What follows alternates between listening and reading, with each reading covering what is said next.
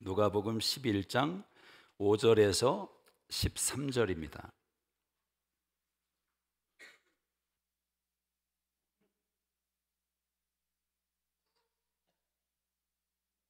11장 5절에서 13절입니다. 자리에서 일어나셔서 하나님의 계시의 말씀을 읽을 때에 주의 음성 듣는 은혜가 있기를 원합니다. 시작. 또 이르시되 너희 중에 누가 벗이 있는데 밤중에 그에게 가서 말하기를 벗이여 떡 세 덩이를 내게 구워 달라. 내 벗이 여행 중에 내게 왔으나 내가 먹일 것이 나를 괴롭게 하지 말라. 문이 이미 닫혔고 나와 함께 침실에 누웠으니 일어나 내게 줄 수 없노라 하겠느냐.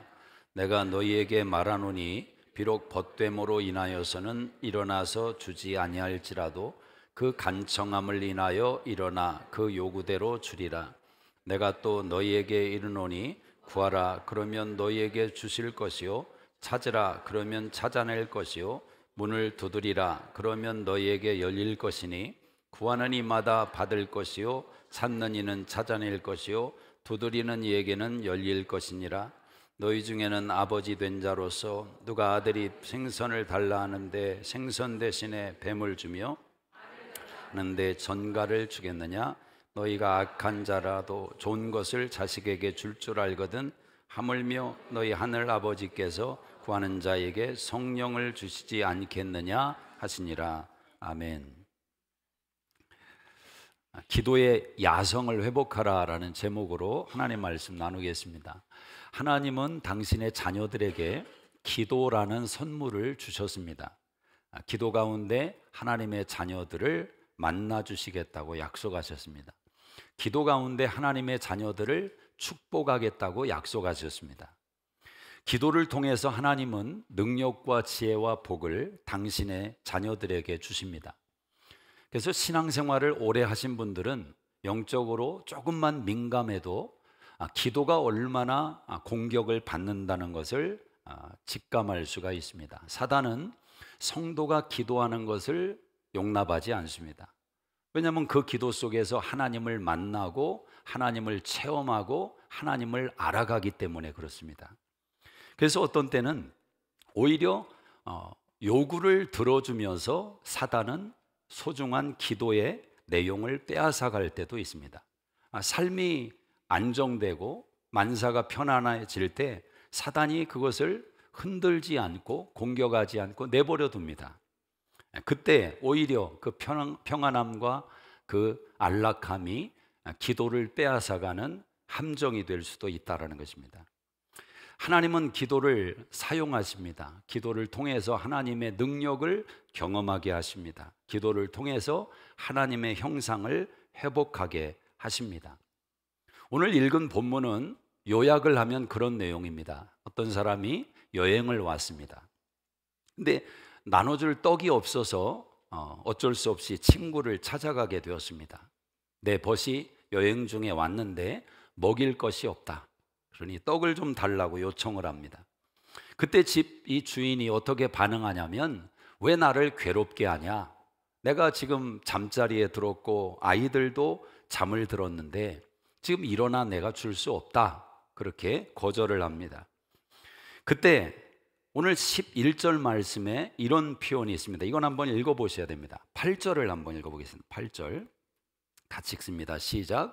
내가 너희에게 말하노니 비록 벗됨으로 인하여서는 일어나서 주지 아니할지라도 그 간청함을 인하여 일어나 그 요구대로 주리라. 그 간청함을 인하여 일어나 요구대로 주리라. 간청함이라는 것이 이 이야기의 키가 되는 것입니다. 간청함은 예수님을 움직인다. 간청함은 사람을 움직인다. 따라하십니다. 간청함은 사람을 움직인다. 간절함은 사람을 움직이는 것입니다. 사회생활 하시는 분들 잊지 마십시오. 간절하면, 뜨거움이 있으면 사람을 하나님께서 움직이게 허락하실 겁니다. 하물며 하나님께서 이 말씀을 통해서 자신을 대입시키는데 간청하면 내가 움직인다. 그렇게 하나님이 우리에게 다가오시는 겁니다. 간청함은 기도의 야성과 같은 것입니다. 우리 옆 사람에게 한번 물어봅시다. 이렇게 물어보세요. 기도의 야성이 있습니까? 순종하는 사람에게만 복이 임할 줄로 믿습니다. 물어보라면 좀 물어봐야죠. 기도의 야성이 있냐 말이죠. 기도의 야성. 기도의 야성이 뭘까? 빌립보서 4장 6절 7절에 보면 사도 바울 같은 경우 이런 말을 합니다. 아무것도 염려하지 말고 오직 모든 일에 기도와 간구로 너희 구할 것을 감사함으로 하나님께 아뢰라. 그리하면 모든 지각에 뛰어난 하나님의 평강이 그리스도 예수 안에서 너희 마음과 생각을 지키시리라. 사도 바울은 모든 인생의 키가 기도라고 말을 하는 것입니다. 이런 야성이 어디에 있습니까? 답은 여기에 다 들어있다. 사도 바울은 그렇게 우리에게 다가오고 있는 것입니다. 기도의 야성을 믿는 사람은 기도합니다. 문제를 만나면 가장 먼저 기도의 자리를 찾습니다. 기도하면 된다, 이 마인드가 있다라는 거죠. 우리 선배 신앙인들은 다른 것은 몰라도 기도가 세련되지도 않았고 기도가 그렇게 성경적으로 때로는 건강하지 못했던 부분도 있을 것입니다. 그러나 그분들에게는 이 순수한 기도의 야성들이 있었습니다. 산에 올라가서 하나님께 밤이슬을 맞아가며 기도하는 야성이 있었습니다. 어머니들은 그 갓난아기를 등에 덜쳐 업고 철야기도에 가서 밤이 새도록 아기가 기도하는 엄마 등에서 잠을 들도록 그렇게 기도하는 야성이 있었습니다. 오늘 우리들에게 그런 야성이 남아있는가라는 것입니다. 밥 먹는 것을 포기할지언정 기도 시간을 타협하지 않았던 야성이 있습니다. 기도에 불이 타오르는 그 순간 포기라는 단어가 절대 자리 잡을 수 없는 야성이 있었습니다. 그 마음 중심에 항상 이 생각이 있는데 기도하면 된다. 따라하십니다. 기도하면 된다. 기도하면 된다. 한번 오늘 성령께서 여러분 마음속에 이 생각을 한번 수술시켜 주시면 너무너무 좋겠습니다. 어려운 일을 만나고 인생 가운데 절벽처럼 올라갈 수 없는 답답한 문제를 만날 때 기도하면 된다, 이 생각이 떠오르는 은혜가 있기를 주의 이름으로 축복합니다. 자, 예수님께서 기도의 중요한 3박자를 가르쳐 주셨습니다. 구하라, 찾으라, 두드리라. 구하라, 찾으라, 두드리라.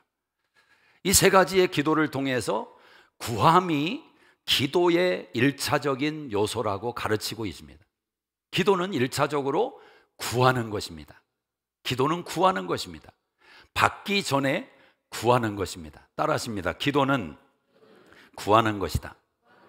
야고보 4장 2절에 너희가 얻지 못함은 구하지 않았기 때문이다. 너희가 얻지 못함은 구하지 않았기 때문이다. 자, 무엇을 구합니까? 오늘 예수님의 기도의 비유를 보면 예수님께서 11장 1절부터 4절까지 그 유명한 주기도문을 가르치셨습니다. 주기도문. 기도의 이론을 가르치신 예수님께서 그 이론 다음에 실제를 가르쳐주고 있는 겁니다. 이론이 머리의 내용이라면 그 내용이 가슴을 뜨겁게 만드는 현장의 이야기를 예수님께서 이 비유로 말씀하시는 겁니다. 기도에 대해서 머리로 알고 있는 것도 중요하지만 가슴으로 내려와서 그 기도가 실제 우리의 손과 발을 움직일 때 기도의 역사를 경험하게 되는 겁니다. 자, 예수님의 비유의 내용은 인생의 가장 필요의 내용을 가지고 기도의 실제를 적용하고 있는 것입니다. 떡의 문제라는 거죠. 먹는 문제를 가지고 기도를 가르치고 있다는 것입니다. 물론 기도의 내용의 어떠함이 신앙의 성숙을 결정해 갑니다. 그래서 하나님은 우리의 기도의 정점을 결론적으로 본다면 너희는 하나님의 나라와 그의 의를 구하라. 이것이 하나님의 방향이고 목적이란 말입니다. 그러나 그 방향과 목적을 이루기 위해서 하나님이 저와 여러분의 기도를 훈련하실 때는 떡의 문제로 다가오신다라는 것입니다. 저는 이 기도에 관련돼서 사단이 얼마나 간교한 거짓말장애인지 영적으로 분별해야 된다고 생각합니다. 사단이 뿌려놓은 프레임에 많은 신앙인들이 덫에 걸려버린 상황을 바라볼 수도 있습니다. 자, 기도하지 않는 신앙인들이 왜 형성되는 것인가 라고 할 때, 분명히 한때는 뜨겁게 기도의 야성을 가지고 기도했었는데 왜 어느 순간부터 기도의 불이 꺼지고 있는가? 기도의 야성이 식어지고 있는가? 사단의 거짓의 프레임이 있단 말입니다. 어떤 프레임이냐? 자, 여러분, 흔히 신앙인들이 기복신앙이라는 용어를 많이 접하게 됩니다. 기복신앙. 이 단어는 이미 오염돼 버렸습니다. 복이라는 단어는 굉장히 오염돼 버렸습니다. 마치 조선이라는 단어가 오염된 것처럼, 여러분 일상적인 대화 속에서 친구들과 대화 나눌 때 조선이라는 단어를 지난 한 해 동안 써보셨습니까? 거의 조선이라는 단어를 쓰지 않을 겁니다. 물론 오래된 단어이지만 그 단어가 우리 입에 머물기가 어려운 이유 중에 하나는 그 단어를 북한에서 딱 쥐고 있기 때문에 그렇습니다. 그 단어를 오염시켜 놨다라는 거죠.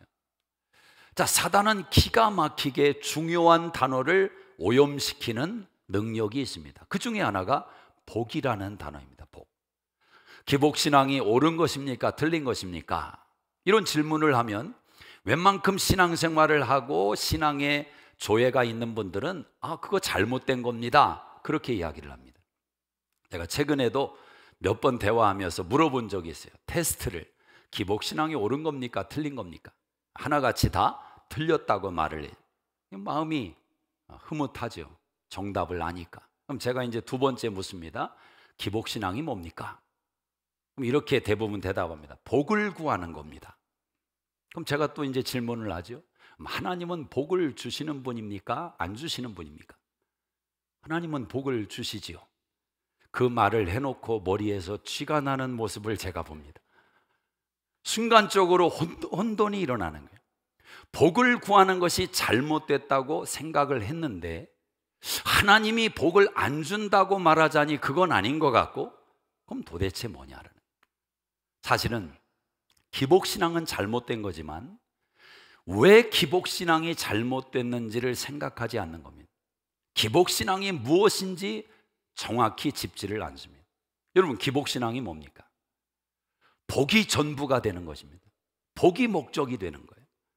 기복신앙을 가지고 있으면 이런 신앙의 프레임 안에 갇히게 되는 겁니다. 내가 잘 되고 건강하고 번성하는 것은 하나님께 복을 받은 것이고, 내가 병들고 실패하고 어려운 것은 저주를 받은 것이다. 이 복과 저주의 프레임 안에 갇혀버리는 거죠. 그래서 하나님께서 또 다른 관점 속에서 일하시는 하나님의 세계, 특별히 기복신앙은 십자가 신앙이 들어올 공간을 막아버립니다. 여러분, 십자가가 무엇입니까? 사실 십자가는 기복의 관점으로 본다면 저주 아닙니까? 그래서 예수를 안 믿는 사람들이 볼 때는 십자가는 미련해 보이고 십자가는 저주로 판단을 했습니다. 그러나 하나님은 십자가를 통해서 진짜 복을 주시기로 작정을 하셨습니다. 십자가를 넘어서서 부활의 영광 안으로 들어가는 하나님의 계획이 있었단 말입니다. 그래서 예수 믿는 우리는 십자가가 더 이상 저주가 아니라 십자가가 복이라고 고백하는 것 아닙니까? 요한복음 9장 말씀처럼 나면서부터 앞을 보지 못하는, 또 나면서부터 사도행전 3장의 안진뱅이가 된 이 사람들을 성경은 저주받은 자라고 몰고 가지 않았습니다. 그들을 통해 하나님이 영광을 받으시겠다, 그렇게 말씀을 합니다.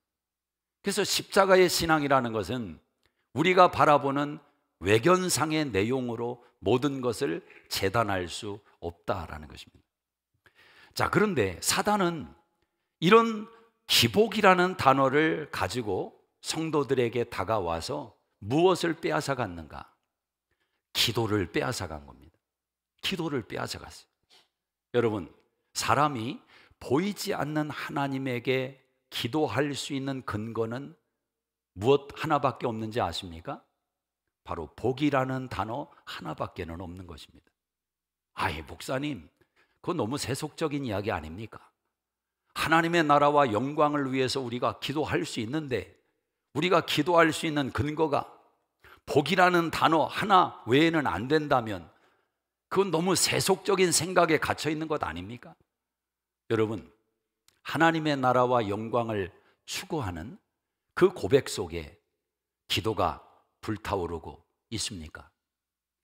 물론 신앙이 성숙해서 그 단계를 거쳐서 이제는 진짜 하나님이 의도하시는 영역과 마음에 이른 사람들은 그 기도 속에서 기쁨을 맛보고 그 기도 속에서 자기 인생을 향한 하나님의 360도의 우주적인 간섭과 축복을 경험하기 때문에 그 사람들은 그 기도 속에서도, 그 간구 속에서도 자신들의 삶을 넉넉히 하나님 앞에 드리고 있다라는 거죠.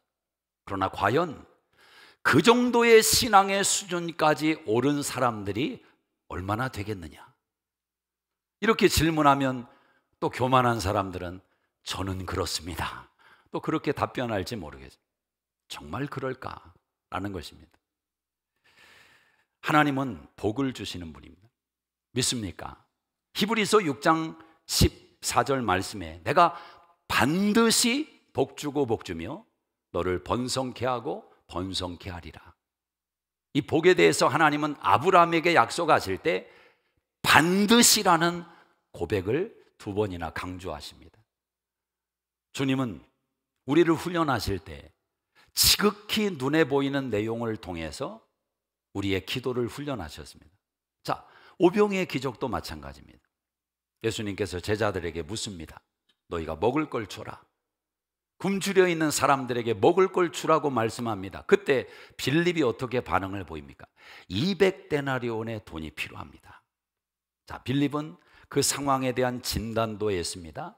해결 방법도 이야기를 했습니다. 문제는 뭐냐? 해결 방법은 알지만 해결 능력이 없습니다. 해결 능력이 없습니다. 아마 우리 인생의 고민도 이 지점에서 많이 나타날 때가 있습니다.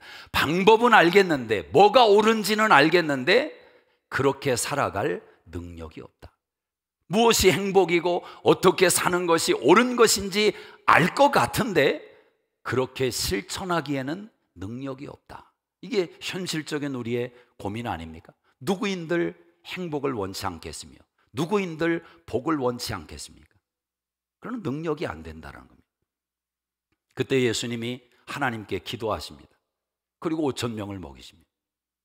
자, 예수님의 의도는 무엇입니까? 네가 방법을 알아. 200데나리온이 필요하다는 그 방법을 아는데 너는 능력이 없지 않느냐? 그러면 능력이 없는 너는 어떻게 해야 되냐라는 것입니다. 능력의 주체가 되시는 예수님께 자신의 연약함의 문제를 가지고 와야 되는 것 아닙니까? 예수님께서 가나의 혼인집에서도 마리아의 중보를 통해서 그 가정에 기적을 베푸셨습니다. 마리아의 고백이 무엇이었습니까? 무슨 말을 하든지 그대로 해라. 마리아의 중보는 그 실천으로 그렇게 나타나게 되었습니다. 너희는 능력이 없으니까, 이 집 주인도 능력이 없고 하인들 너희도 능력이 없어. 그러니 능력의 주체가 되는 예수님이 무슨 말을 하든지 그대로 해라. 이것이 기도에 숨겨있는 비밀이다라는 겁니다. 하나님은 먹이시는 분입니다. 여러분, 5,000명 먹이는 게 문제이겠습니까? 하나님은 광야에서 40년 동안 이스라엘 백성들을 아침, 점심, 저녁 공급하신 분이 하나님 아니십니까? 구약의 그 사건을 성경 속에 딱 기록해 놓은 이유가 거기에 있는 것입니다. 그러나 인생은 하나님이 그 기적을 베풀어 주셨으니 어떻게 반응하는지 아십니까? 우리에게도 40년을 먹여달라. 우리에게도 40년을 먹여달라. 오병이의 기적이 일어났을 때 꼭 그 반응을 보였습니다. 그때 예수님은 어떻게 하십니까? 다른 곳으로 피하십니다. 그 피한 곳이 어디냐? 기도의 장소다라는. 이 모든 훈련을 통해서 당신의 제자들이 배우기 원하는 레슨이 있었다면 그것은 바로 기도의 능력이라는 것입니다. 이 떡의 문제를 가지고 예수님이 정말 가르치고자 하는 내용은 무엇입니까? 내가 하늘에서 내려온 생명의 떡이다. 나를 먹어야 영원히 산다. 너희가 내가 만들어준 이 떡을 먹으면 한 끼의 양식은 되고 하루의 양식은 되지만 나 예수를 믿으면 너희는 영원히 사는 생명을 얻는다. 그래서 예수님은 자신을 요한복음 6장에 이 기적을 베푸신 후에 나는 하늘에서 내려온 만나라고 이야기를 하시는 겁니다. 자, 그러니 구약에서 이스라엘 백성을 40년 동안 먹였던 그 사건은 12 제자들에게도 동일하게 교훈되는 레슨이며 오늘 2000년이 지난 저와 여러분의 삶에도 동일한 레슨으로 적용되고 있다라는 것입니다. 기도를 펼쳐나갈 때 가장 중요한 것은 이겁니다. 기도는 하나님의 마음을 아는 것입니다. 하나님의 마음. 이 모든 비유를 통해서 예수님이 알려주고자 하는 하나님의 마음이 뭐냐? 하나님은 자녀의 삶에 관심이 많다는 겁니다. 지극히 당연한 말이죠. 관심이 많아요. 두 번째는 하나님은 당신의 자녀에게 좋은 것을 주시기 원한다. 이 마음을 이야기를 하는 것입니다. 예레미야 29장 11절 말씀처럼 하나님은 당신의 자녀에게 저주를 주는 게 아니라 미래와 희망을 주신다. 우리를 향한 하나님의 마음을 선명하게 선포하고 있습니다. 내 삶의 현실이 어떠하든지 하나님은 우리에게 미래와 희망을 주신다. 하나님은 좋으신 분이다. 그래서 11절에 이렇게 표현을 하죠. 한번 읽어보겠습니다. 11절 시작. 너희 중에 아버지 된 자로서 누가 아들이 생선을 달라 하는데 생선 대신에 뱀을 주며 알을 달라 하는데 전갈을 주겠느냐? 너희가 악할지라도 좋은 것을 자식에게 줄 줄 알거든 하물며 너희 하늘 아버지께서 구하는 자에게 성령을 주시지 않겠느냐? 아버지 된 자로서, 이 단어가 중요합니다. 아버지. 하늘 아버지는 어떤 분이냐? 알을 달라는데 전갈을 주며 생선 달라는데 뱀을 주겠느냐? 악할지라도 자녀에게 좋은 걸 주는데 하물며 하늘에 계신 너희 아버지께서 구하는 자에게 성령을 주시지 않겠느냐? 성령을 주시지 않겠느냐? 자, 똑같은 이 본문이 마태복음에도 있습니다. 마태복음에서 마태는 하나님께서 기도하는 자에게 좋은 것을 주신다고 기록을 했습니다. 그런데 누가는 성령을 주신다고 기록합니다. 마태복음이 누가복음보다 먼저 기록됐습니다. 누가는 마태복음을 알고 있었을 거라고 학자들은 이야기를 합니다. 또 누가는 우리가 아는 사도행전을 기록한 사람입니다. 오순절 마가의 다락방에 성령이 임한 사건을 기록한 사람이 누가입니다. 왜 누가는 구하는 자에게 하나님은 성령을 주신다고 해석을 했을까?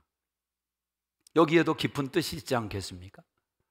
자, 저는 하나님이 인생을 기도시키고 그 기도를 통해서 간증하게 하시고 훈련하실 때, 그 믿음을 다듬어 가시고 만들어 가실 때 하나님이 사용하시는 많은 요소 중에 이 하나의 내용이 굉장히 중요한 역할을 한다고 봅니다. 그것이 무엇이냐면 바로 집이라는 겁니다. 집.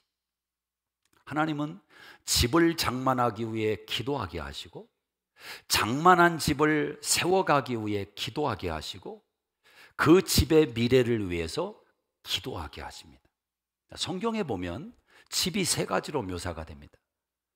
저와 여러분의 몸이 집이라고 이야기합니다. 고린도전서 6장 19절에 3장 16절에 너희 몸이 하나님이 성령이 거하시는 전인 것을 알지 못하느냐? 우리 안에 누가 거하시느냐? 성령님이 거하신다. 우리의 몸이 성령이 거하시는 집이라고 이야기를 합니다. 두 번째는 교회가 집입니다.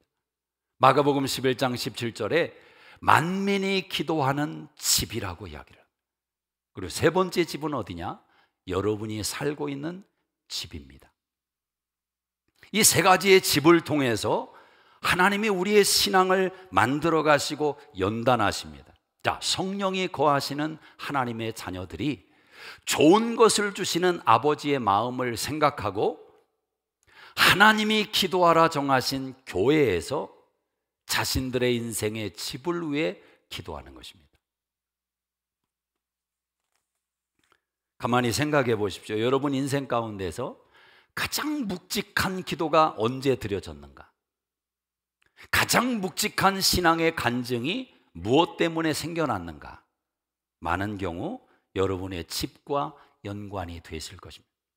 물리적으로 집을 소유하지 못했던 상황에서 집을 얻었을 때의 과정, 그리고 그 집을 통해서 세워가고 경험하는 하나님의 이야기가 그 집 속에 담겨 있다는 겁니다. 왜 주님께서 저와 여러분이 예수를 구주와 주님으로 영접하고 하나님의 자녀가 되었는데 천국에 데려가지 않고 왜 우리를 이 세상에 남겨놓으셨습니까? 에베소 2장 22절에 사도 바울이 이렇게 말합니다. 성령 안에서 하나님이 거하실 처소가 되기 위하여 예수 그리스도 안에서 함께 세워져 가느니라. 우리의 집이 하나님이 거하실, 성령이 거하실 처소가 되도록, 함께 자라가도록, 세워지도록 하나님이 우리를 이 땅에 남겨놓으셨다는 겁니다. 여러분 자신이 그리스도 안에서 자라가고 있는 것입니다.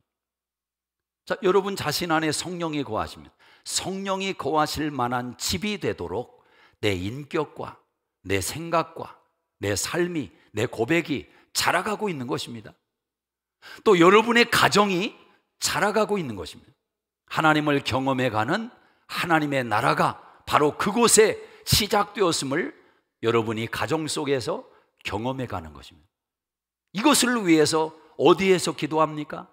하나님이 기도하라 정하신 만민의 집, 기도의 집, 교회에서 기도하는 것입니다. 저는 집과 관련해서 신앙의 고백이 있습니다. 여러분도 아마 마찬가지일 겁니다. 유학을 오기 전에 형님 목회를 돕고 있었습니다. 하나님 은혜로 갑자기 이전을 하는 상황이 생겼는데 저는 유학을 몇 개월 후에 미국에 와야 되는 상황이었습니다. 근데 잔금을 치러 가는 과정이었는데 갑자기 딱 막혀버렸습니다. 일정한 액수에 막힘이 생겼어요. 둘째 형님 목사님이 막막해하는 겁니다. 방법을 찾지를 못하는 거예요. 저도 같이 기도를 하는데 성령께서 지혜의 마음을 주셨습니다. 너 빌라 전세금을 미리 꺼내면 되지 않느냐. 물론 하나님께 다 드린다는 차원의 말은 아니었어요. 그걸 가지고 유학을 와야 되니까. 그러나 빨리 그 불을 끄면 또 다른 해결 방법을 찾을 수 있기 때문에 그렇죠. 일단은 교회 이전을 해야 되니까. 그래서 주인에게 찾아갔습니다. 여차여차해서 제가 돈을 먼저 좀 받았으면 좋겠습니다. 그리고 월세로 몇 달을 살 텐데 월세를 제가 달라는 대로 드리겠습니다.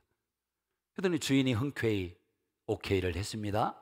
그런데 전세금을 돌려주면서 미리 받는 거니까 자기가 10분의 1은 받아야 되겠다고.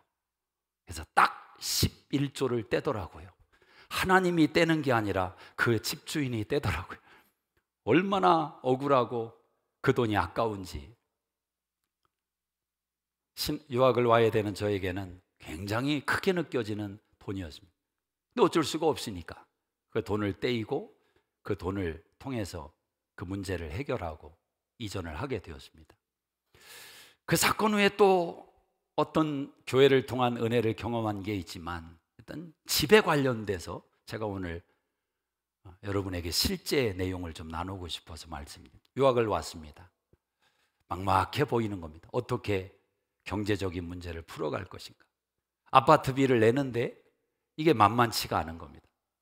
근데 학교에 모빌하우스 촌이 있었습니다. 한 20여 채가 넘는 모빌하우스 촌이 있는데 거기는 본인들이 사서 들어가는 것이고 땅값 한 150여 불 되는 돈을 학교에 내면서 아무 돈도 내지 않는 그런 환경이 바로 모빌촌이었습니다. 아, 저거구나. 그래서 모빌하우스가 나오는가 시간이 되면 한 번씩 들려보는 겁니다. 빈집이 하나가 있어요. 겉에 보니까 나무가 썩어 있고 흉물같이 보여. 아무리 돈도 돈이지만 저런 데서는 못 살겠다. 저도 관심을 안 뒀어요. 근데 어느 날 또 커피를 한 잔 뽑아서 삥 둘러보고 있는데 어떤 젊은 미국인이 그 집에서 수리를 하고 있었어요. 제가 다가갔습니다. 이 집 보여줄 수 있냐? 그 집 문을 열고 안을 보니까 안은 괜찮은 거예요. 그래서 제가 계약을 맺자고 제안을 했죠. 6,500불. 근데 목돈이 없어요. 그래서 제가 또 제안을 했습니다. 매달 페이먼을 하면 안 되겠냐? 근데 이 친구분이 알링턴에 집을 사서 이전에 가 있는 사람이었습니다. 내가 알링턴에 있으니까 매달 페이먼을 해도 된다는 것입니다. 자, 그래서 학교에 내는 아파트비 똑같은 내용을 그 사람에게 1년 동안 보내고 5년 가까이 제가 집에 대해서 돈을 쓰지 않고 유학 생활을 하게 되었습니다. 이것만 말하면 그럴 수도 있는 것 아니냐? 아무리 똑같은 액수라도. 그런데 결정적으로 제 마음을 감동한 것은 이것입니다. 제가 5월에 들어갔는데 학교에서 5월에 모빌촌에 사는 사람들을 불러 모았습니다. 그리고 하는 말이 2010년에 이 모빌촌을 클로징합니다. 그러니 이번 달부터 학교에 내는 땅값을 내지 말고 그냥 여러분이 2010년까지 사는데 2010년에는 이걸 가지고 나가든지 놓고 가면 학교에서 다 처분을 합니다. 그런 제안을 받게 된 겁니다. 그래서 저는 땅값을 내지 않고 2009년에 1,000불을 받고 학교를 나오게 되었습니다. 저는 왜 이 고백이 제 인생의 중요한 고백이었냐면 하나님이 한국에서 하나님의 집인 교회를 향한 그 작은 헌신의 결정을 유학생활 가운데 집을 통해서 하나님이 만나고 공급하게 하시더라는 겁니다. 2016년에 저는 제가 사는 지금 집을 구입하게 되었습니다. 원래 2011년에 집을 사보려고 했습니다. 굉장히 쌌지요, 그때는. 그런데 20%를 내는 약정이 있는 건 전혀 몰랐습니다. 근데 지금 살고 있는 집도 사실 3%만 내고 집을 구입을 했습니다. 제가 열망만 있었다면 2011년에 집을 샀을 것 같습니다. 여튼 2016년에 집을 구입하게 되는데 제 마음속에 열망이 생겼습니다. 집을 사야 되겠다. 3가지 기도를 했습니다. 첫 번째는 교회에서 가까워야 된다. 하루에도 몇 번씩 집을 오갈 수 있는 목사니까 가까워야 된다. 두 번째는 저희 딸이 다닐 학교가 우리 교회 옆에 홈스테드 학군이어야 된다. 새벽 예배를 끌고 올 생각이었으니까 새벽 예배 마치고 학교를 보내는 생각. 세 번째는 경제적인 액수였습니다. 그래서 이제 여러 집을 보는데 인생사가 그렇지 않습니까? 돈이 있으면 시간이 없고 시간이 있으면 돈이 없고 또 시간도 돈도 있는데 건강이 또 따라주지 않고 이게 삼박자가 맞기가 참 어려운 겁니다. 집이 괜찮아 보이면 교회에서 멀고 또 집이 좀 그러면 교회는 가깝고 아니구나. 말을 제가 헷갈리게 교회 가까운 곳에는 그 액수의 집이 없는 겁니다. 그래서 많은 집을 보여주는데 제가 다 미안한 겁니다. 제 현실을 들여다보면서 안 될 것을 요구하면서 지금 이분을 괴롭히고 있는 건 아닌가. 그나마 미국 분이었기 때문에 조금 이해를 제가 양해를 더 구할 수 있었던 것 같습니다. 그래서 제가 특단의 기도를 시작했습니다.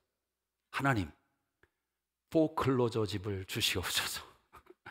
포클로저가 뭔지 모르는 분도 계실 거예요. 제가 어떻게 알게 됐냐면 우리 교회 한 집사님이 그런 집을 사서 본인이 수리를 해서 들어가시더라고요. 가격이 조금 저렴하게 구입할 수 있는 기회인 걸 제가 알았습니다. 그렇게 기도를 했는데 어느 날 전화가 왔습니다. 포클로저 집이 나왔습니다. 갔습니다. 지금 살고 있는 집 앞에 딱 내렸습니다. 그리고 집을 바라보는데 성령께서 그렇게 감동하십니다. 네 집이다. 네 집이다. 그 집의 모습은 그랬습니다. 잔디밭은 다 꺼져 있고 플러밍 문제가 있는데 어디인지는 모른다는 겁니다. 은행에서 땅이 꺼져 있고 보도블록 12개도 다 꺼져 있고, 근데 그 집을 보는 순간 흉물 같아 보이는데 내 집이다. 그 마음을 주셨습니다. 경쟁하는 사람들이 없었습니다. 왜? 애매한 액수이고 플러밍 문제는 뭔지 모르고, 근데 저는 뭣도 모르고 그 문제는 별거 아니라고 생각을 했어요. 왜? 내 집이니까. 그렇게 쉽게 입성을 해서 이제 하루는 삽을 등에 메고 아파트 한 20여일이 남아 있으니까 그 안에 이 집의 플러밍 문제를 제가 해결을 해야 했습니다. 삽을 들고 기도하는 마음으로 생각을 했습니다. 어디에 문제가 있냐? 지금 생각하면 좀 황당하지만, 그러면 물줄기를 가만히 혼자 생각을 해보다가 한 지점을 정해서 파들어 가기를 시작했습니다. 허리춤 아래로 땅을 넓게 파들어 가는데 거기에 호수가 보이기를 시작했고, 바로 제가 판 그곳에서 호수가 벌어져 있고 물이 새고 있는 것을 보게 되었습니다. 원인을 한 번에 찾아버렸어요. 홈디포 가서 옛날 모빌아웃에서 경험이 있으니까 사다가 한번 다시 메꿔야 되겠다. 그 생각을 하다가 한 번 더 파볼까? 그 생각이 들어서 조금 더 파고 이 두 개를 확 연결을 시켰는데 쏙 들어가는 겁니다. 물이 안 새요. 그래서 그냥 돌멩이를 그 위에 얹혀놓고 흙으로 덮어버렸습니다. 8년이 지났지만 아무 문제가 없습니다. 하나님께서 저희 가정에 최고의 집을 주셨습니다. 가장 좋은 집을 주셨습니다. 저는 아파트에서 살 때 방 하나에 바깥 벌커니, 뭐라고 말합니까? 발코니 3명 정도 들어가면 거의 조금 여유가 있는 발코니가 있었는데 우리는 늘 아침을 거기에서 먹었습니다. 미국식으로. 무슨 수영장이 보이는 조경도 아니고 차들이 왔다 갔다 하는 바로 그 위였지만 거기서 웃으면서 아침을 먹었던 기억이 새롭습니다. 지금은 잔디 밭을 바라보면서 아침을 먹습니다. 그때 비하면 6,500불에 비하면 19만 불이라는 집을 장만하게 하셨으니 이게 얼마나 큰 축복을 받은 것입니까? 하나님은, 여러분의 인생에 하나님은 어떻게 기도하게 하시고 어떻게 기도를 들어주시고 저와 여러분의 인생을 만들어 가십니까? 저는 이 확신이 있습니다. 내가 기도하면, 하나님이 그 기도의 마음을 주시고 기도하면 하나님은 좋은 것을 예비해 놓으셨다. 좋은 것을 예비해 놓으셨다. 저희 딸이 한 번은 그럽니다. 아빠, 우리 이사한가? 이사가 우리. 이렇게 놀러 다니다 보니까 큰 집을 보고 오면 어린애 마음에 그런 게 생기게 했죠. 아빠로서 또 그런 얘기 들으면 또 마음이 그렇죠. 근데 아직 하나님이 기도하게 안 하십니다. 언제 하게 하실지도 몰라요, 사실은. 그러나 저는 확실히 믿는 게 있습니다. 하나님이 기도할 마음을 주시고 제가 기도하면 하나님은 우리 가정에 가장 좋은 집을 주신다. 이 고백은 처음부터 지금까지 그리고 앞으로도 계속 진행될 겁니다. 바라기는 우리 수정교회 신앙생활하는 성도님들은 여기 있는 홍 목사보다는 더 물리적으로 좋은 집에 사시기를 주의 이름으로 축복합니다. 제가 물리적이라고 말하는 것은 여러분이 아무리 비싼 집을 장만해서 살아도 저보다는 좋은 집에 살 수 없기 때문에 그렇습니다.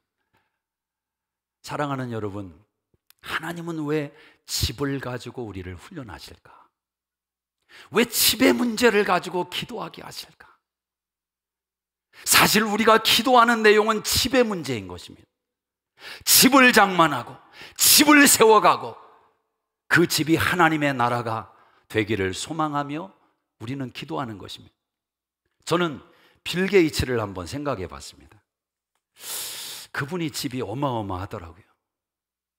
최고급의 테크놀로지를 온 집에 다 동원해 놓았다는 기사를 한번 읽은 적이 있습니다.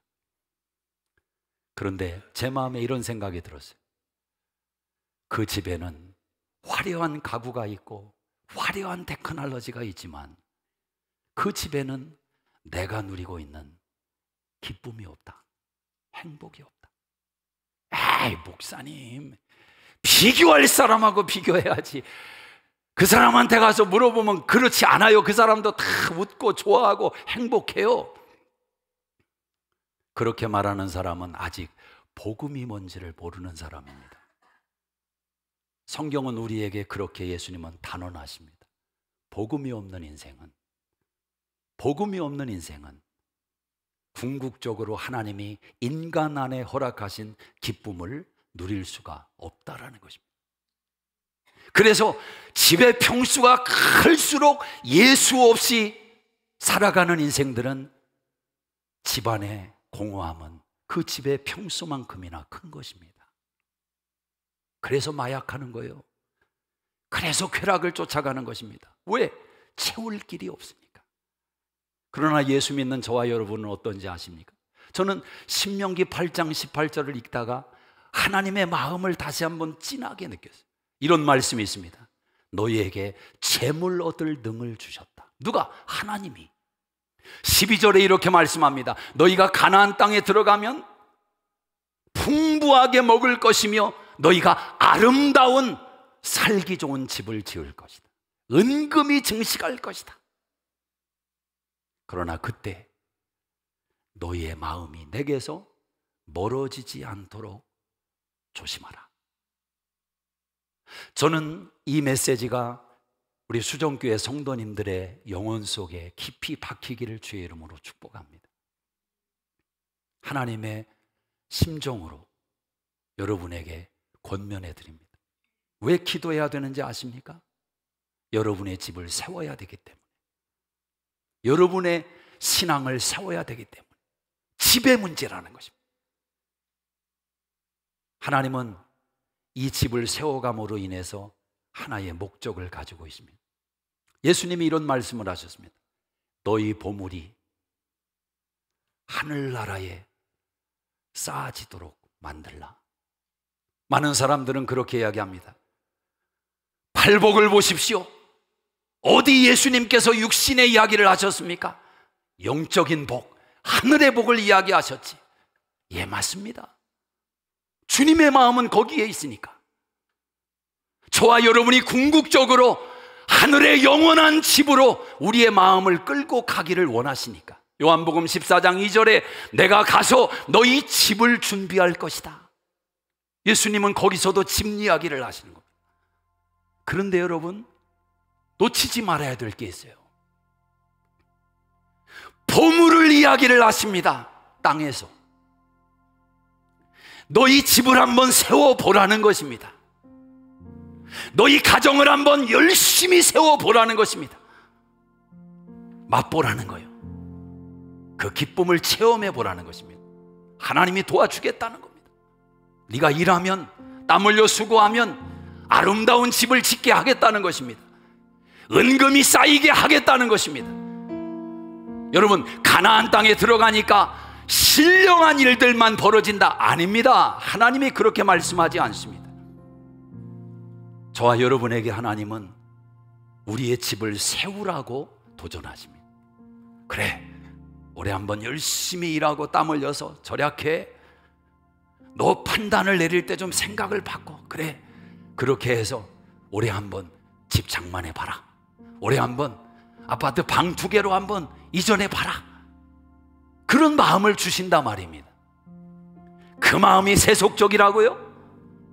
그런 기도의 내용이 기복이라고요?